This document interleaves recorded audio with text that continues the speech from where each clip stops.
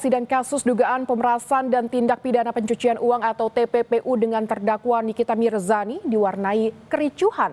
Nikita sempat menolak mengenakan rompi tahanan dan borgol usai sidang.